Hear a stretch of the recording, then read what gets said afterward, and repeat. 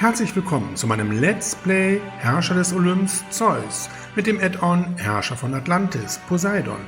Ich bin euer Dominus und wir starten die Kampagnen von diesem Spiel, die hier als Abenteuer bezeichnet werden.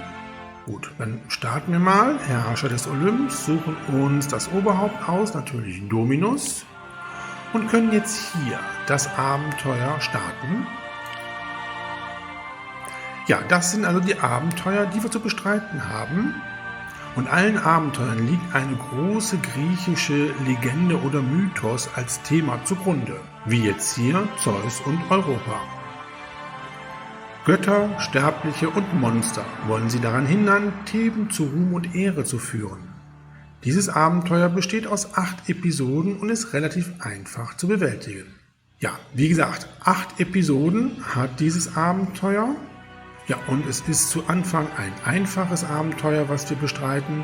Ja, dann schauen wir uns das mal an. Einer Kuh folgen?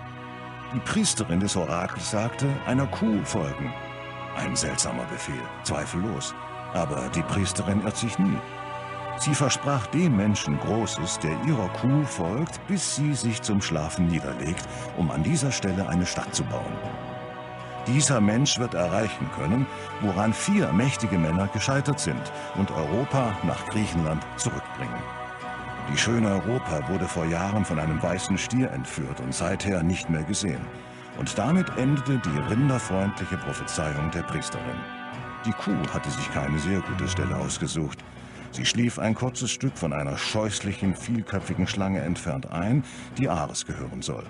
Das Ungeheuer ist stets völlig ausgehungert und frisst alles, das ihm nahe kommt. Es wird nicht leicht, hier eine Stadt zu bauen, aber die versprochene Belohnung ist verlockend. Ja, das ist also das Intro. Etwas seltsam, aber das hängt mit der Geschichte von Zeus und Europa zusammen. Da werde ich später nochmal drauf eingehen. Wir haben jetzt hier keine Wertung mehr, die wir erreichen müssen. Hier werden uns nun Aufgaben gestellt, die wir erreichen müssen. Naja, und für die erste Episode von Zeus und Europa müssen wir Theben gründen und eine Bevölkerung von 1000 Einwohnern aufweisen. Wir spielen im Schwierigkeitsgrad Titan, das ist schwer. Ich werde jetzt hier bei den Abenteuern nicht explizit mehr auf das Spieleprinzip und die einzelnen Bauoptionen eingehen. Alle wichtigen Informationen findet ihr in meinem Tutorial für Zeus. Gut, dann würde ich sagen, schauen wir uns mal die Karte an.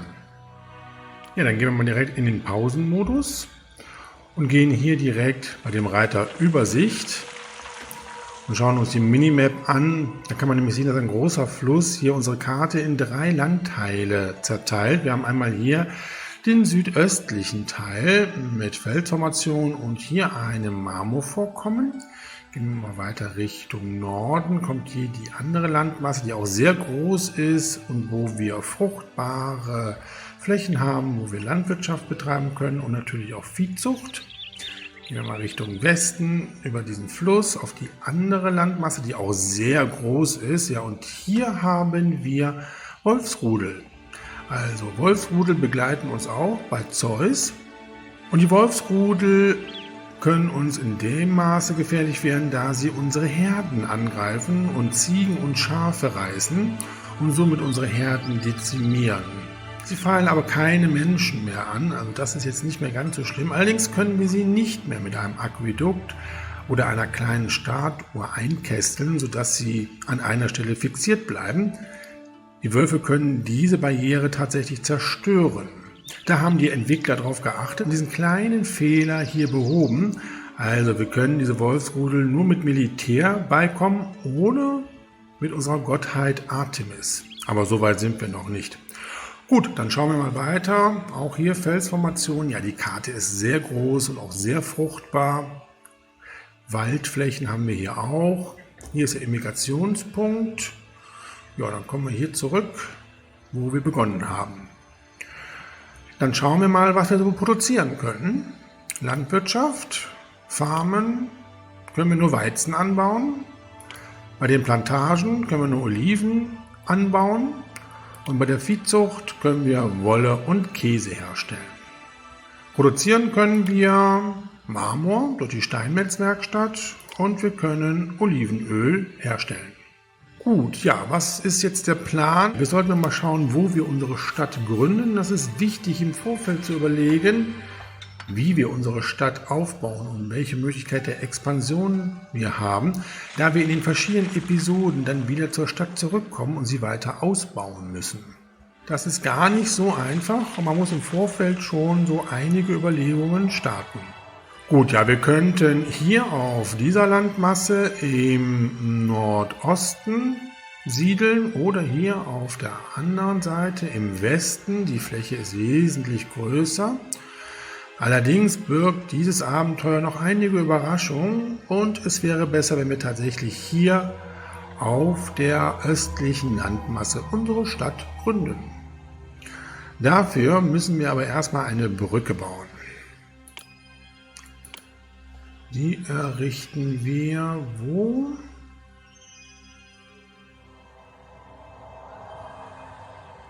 Hier.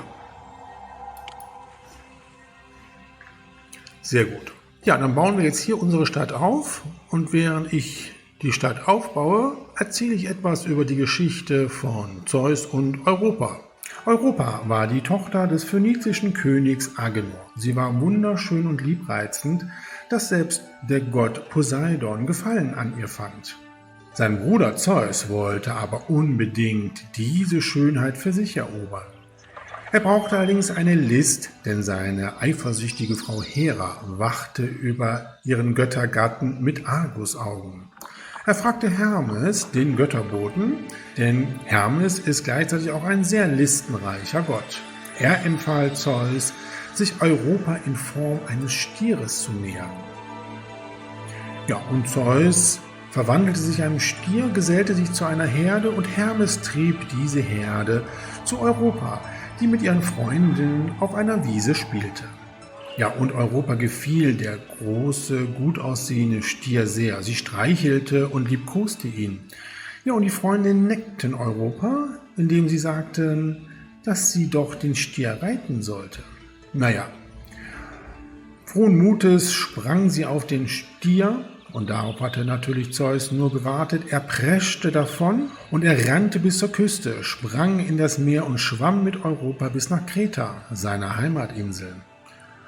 Dort offenbarte er seine wahre Gestalt. Naja, Europa war am Anfang nicht sehr erbaut darüber, dass sie quasi entführt wurde, konnte aber den Liebreiz und Liebkosungen des Zeus nicht widerstehen und gab sich ihm dann entsprechend hin.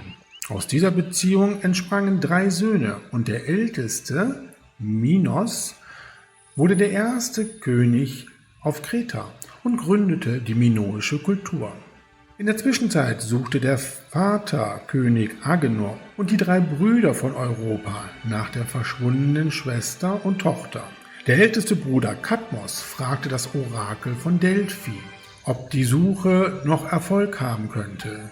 Sie verneinte es und riet Kadmos, die Stadt Theben zu gründen, was er tat und der erste König der Stadt Theben wurde.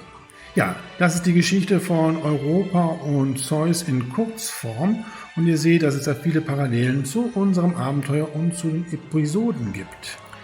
So, wir haben jetzt hier unser Wohngebiet entsprechend konzipiert und auch komplett parzelliert. Habe hier schon das Architekturbüro gebaut und auch schon die Agora. Ja, und jetzt warten wir darauf, dass unsere Bürger in unsere Stadt einwandern. Ja, wir erfreuen uns nur einer mittelmäßigen Beliebtheit. Da hoffe ich mal, dass sich das nachher auch nochmal ändert. Ja, und wie im Intro schon erwähnt, ist die vielköpfige Schlange die Hydra in unserer Stadt. Wir schauen mal wo. Ah ja, hier, bei unserem Marmorvorkommen. Das war ja klar gewesen. Ja, das heißt, dass wir diese Ressource erstmal nicht nutzen können, denn jeder, der hier in die Nähe der Hydra kommt, wird von ihr massakriert. Gut, schauen wir mal, wie es da weitergeht. Wir werden aber jetzt erstmal auf die Weltkarte schauen, weil wir müssen ja gucken, mit wem wir Handel treiben können. Ja, hier ist unsere Stadt Theben und wir haben hier Eleusis. Eleusis ist ein Rivale. Und wen haben wir noch? Citeron. Oh, Citeron ist böse, ist auch ein Rivale, das ist natürlich nicht so schön. Wir haben einen Verbündeten, nämlich Argos. Argos kauft bei uns Skulpturen und Wein, verkauft uns Wolle und Olivenöl. Der nächste Verbündete ist Kalydon. Kalydon kauft bei uns Zwiebel und Marmor, verkauft Wolle und Rüstung.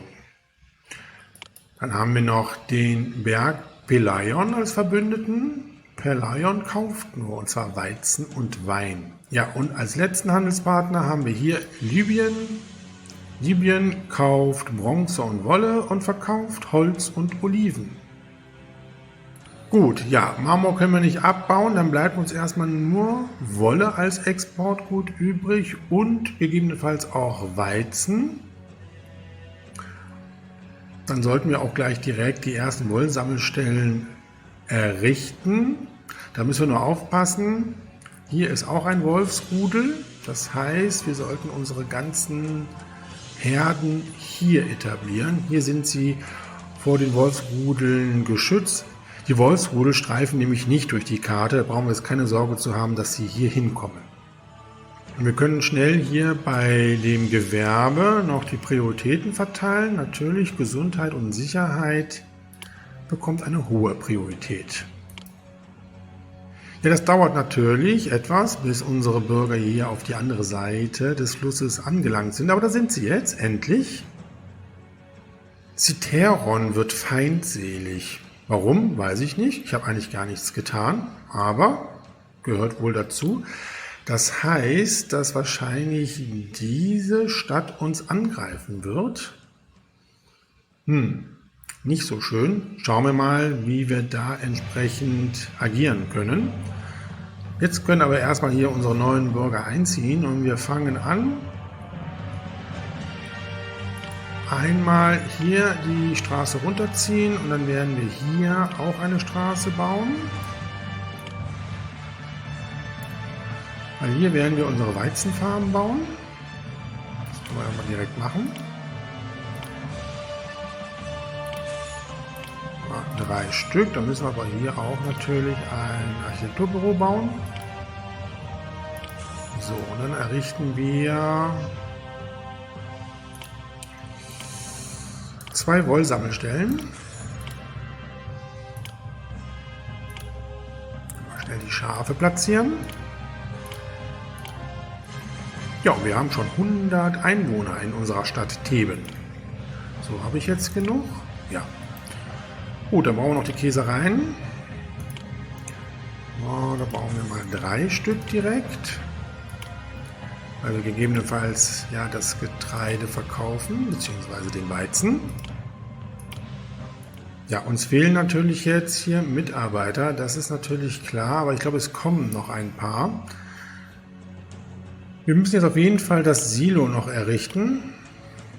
Das kommt hier hin, da muss ich erstmal ein bisschen was roden.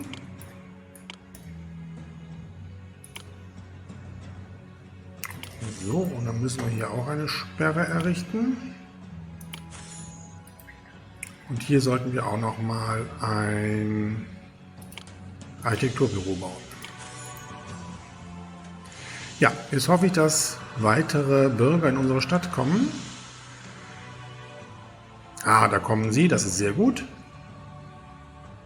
Ja, jede Menge Bürger ziehen in unsere Stadt ein. Was sagt der Arbeitsmarkt? Ja, so allmählich erholt es sich hier. Da wird auch schon der erste Weizen geerntet. Dann bauen wir sofort auch schon den Lebensmittelhändler auf unserer Agora. Ja, unsere Marktfrau kauft das bisschen Getreide, was wir jetzt im Silo haben, aber das reicht, um erstmal eine Entwicklung wieder in Gang zu bringen. Ja, die ersten Gebäude entwickeln sich weiter. Dann können wir jetzt hier auch schon direkt den Brunnen errichten. Ja, unsere Schafe werden geschoren. Wir brauchen natürlich jetzt ein Warenlager für unsere Wolle. Das kommt dann jetzt hier hin und wird natürlich auch entsprechend eingestellt. Ja, ich würde sagen, wir machen mal Folgendes.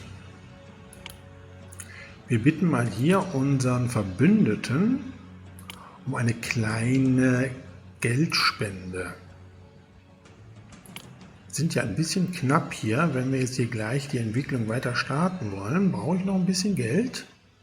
Ja, wir schauen jetzt noch mal kurz, wer unsere Wolle kauft. Ja, das ist Libyen. Da müssen wir einen Pier bauen. Ja, ich habe die Straße ja extra so gebaut, dass wir die jetzt hier verlängern können, bis hier unten hin. Und dann können wir jetzt hier den Wald roden. Dann passt nämlich hier der Handelsposten von Libyen hin, das Pier. So, und das müssen wir natürlich einstellen. Wolle kann jetzt verkauft werden. 12 Einheiten lassen wir in den Handelsposten einlagern. Gut, dann verkaufen wir auch schon unser erstes Exportgut. Ja, und Käse haben wir jetzt auch schon im Silo. Wunderbar, die Lebensmittelversorgung ist gut sichergestellt. Ja, und Argos gewährt uns Drachen nochmal 1500. Oh, vielen Dank. Ja, da haben wir doch jetzt hier eine üppige Stadtkasse. Sehr gut. Ja, wir brauchen zwar immer noch weiter Mitarbeiter, aber nur noch 4. Das sollte jetzt gleich auch ausgeglichen sein. Ja, ihr seht, die Verschönerungen in Form von Alleen habe ich natürlich hier schon im Vorfeld gebaut. Das ist natürlich wichtig. Oh nein, Citeron beginnt eine Invasion, wie ich es befürchtet habe. In 2 Monaten werden wir schon angegriffen. Oh, Argos schenkt uns Olivenöl, aber wir haben überhaupt kein Warenlager dafür. Okay, später, dann bauen wir schnell ein Warenlager. Das ist aber nett hier. So, hier kann Olivenöl eingelagert werden. Ja, mittlerweile haben wir auch schon die ersten Arbeitslosen. Wir können jetzt hier weitermachen. Bauen wir doch noch eine Weizenfarm hier auf. So, dann führe ich die Straße hier so runter.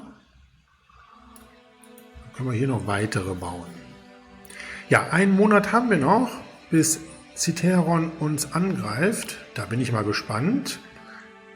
Ja, wir nehmen das Olivenöl an. Vielen Dank. Mit Olivenöl können wir gar nichts anfangen, aber egal, für später. Ja, ich bin mal gespannt, wie wir diese Invasion bestreiten sollen. Wir haben ja noch nicht mal Fußsoldaten. Dafür ist die Gesundheit perfekt. Ja, auch nicht schlecht. Ja, es ist soweit. Citeron beginnt seine Invasion. Allerdings haben wir 3 Möglichkeiten.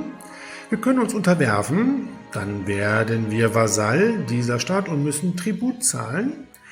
Wir können die Stadt kämpfen, verteidigen, was natürlich überhaupt keinen Sinn macht, weil wir noch gar keine Soldaten haben. Wir können aber den Feind auch bestechen, da wir eine gut gefüllte Stadtkasse haben, dank der Spende von Argos und natürlich dem guten Export mit Wolle. Und zwar müssen wir 1800 Drachmen zahlen. Ja, dadurch konnten wir den Kampf jetzt abwenden. Das ist also eine Möglichkeit, ganz ohne Kampf hier herauszukommen, allerdings nur, wenn wir wirklich eine gut gefüllte Stadtkasse haben. Die Gefahr ist vorüber, wunderbar, wir können mit unserer Entwicklung der Stadt weitermachen. Und zwar möchte ich jetzt hier schon mal den Stadtpalast bauen. Deswegen habe ich hier schon mal diese Straße geplant, dann weiß ich nämlich genau, wo der Stadtpalast hinkommt. Der muss natürlich aber auch angeschlossen werden. So.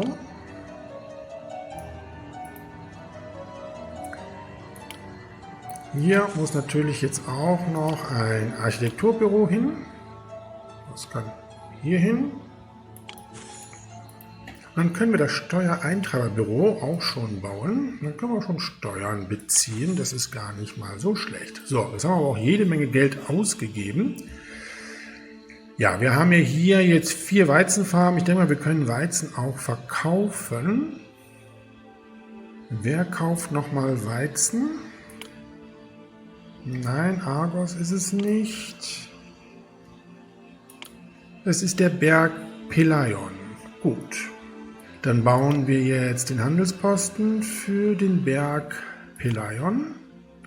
So, und das kann hier direkt in der Nähe des Silos. Dann stellen wir das auch mal ein direkt. Ja, 12 Einheiten können ins Warenlager,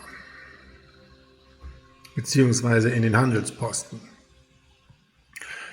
So, wie sieht der Arbeitsmarkt aus? Oh, wir werden jetzt mal hier die Entwicklung weiter starten, indem wir das Podium bauen. Das kann hier hin.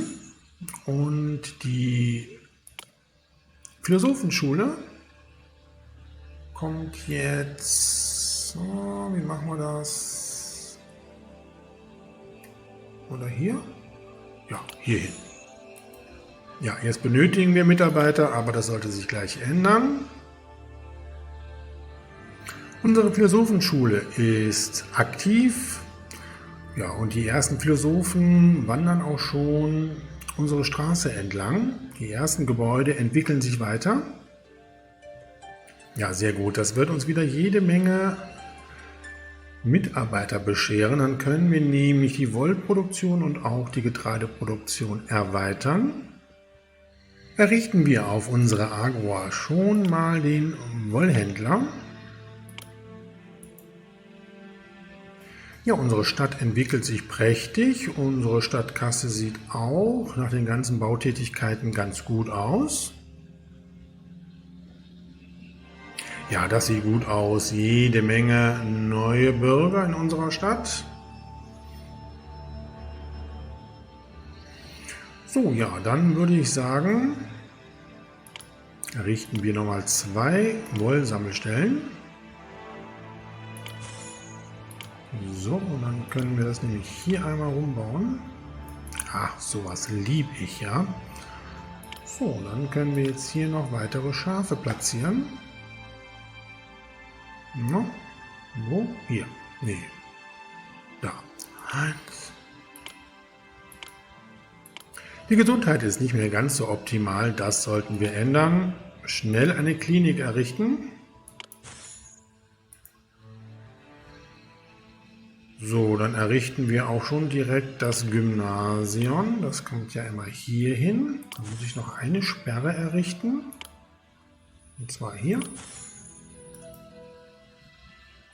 Ja, da kommt auch schon unser Händler vom Berg Pelion. Unsere Reise war lang und beschwerlich. Was haben Sie für mich? Ja, dann kauft mal unseren Weizen ein.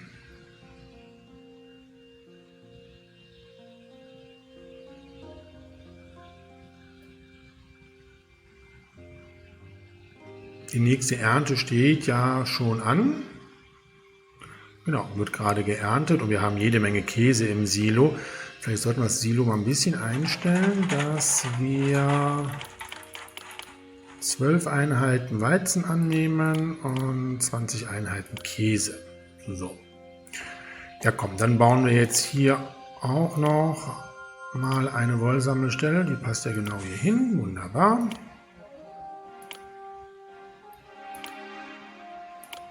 Ja, und dann würde ich sagen, wir brauchen ja noch Olivenöl. Wir haben zwar Olivenöl ja geschenkt bekommen, aber wir können ja schon mal eine kleine Olivenölproduktion starten. Ein Landarbeiterlager. Das kann eigentlich hier hin. Ja, bauen wir das auch so.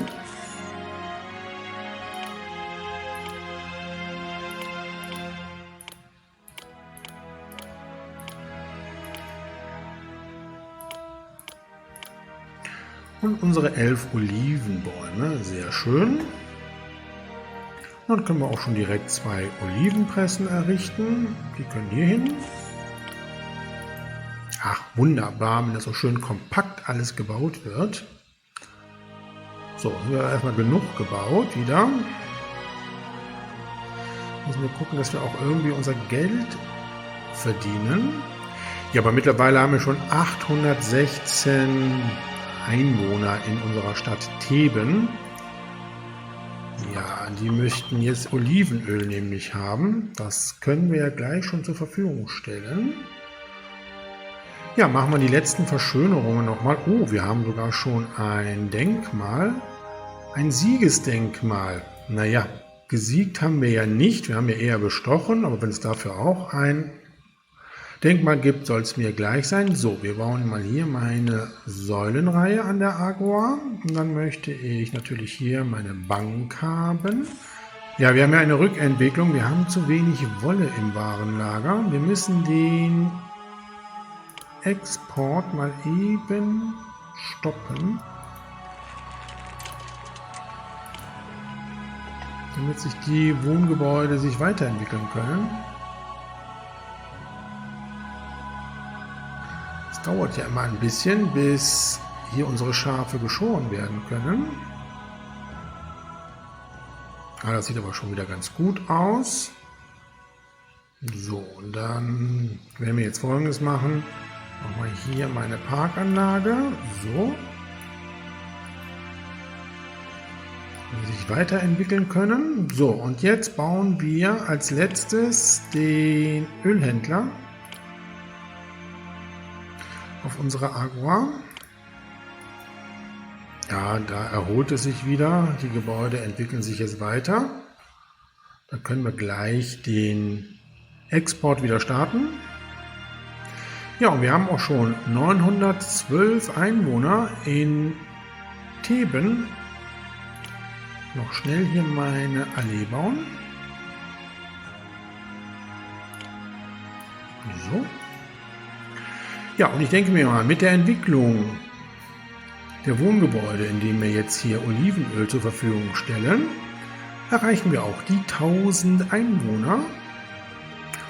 Und wir beenden die erste Episode unseres Abenteuers Zeus und Europa. Ja, wir haben 1000 Einwohner in Theben und wir beenden diese Episode. Theben blüht unter ihrer Herrschaft auf. Die vielköpfige Bedrohung plagt das Land immer noch. Die Stadt wird niemals wirklich groß sein, solange das Ungeheuer dort haust.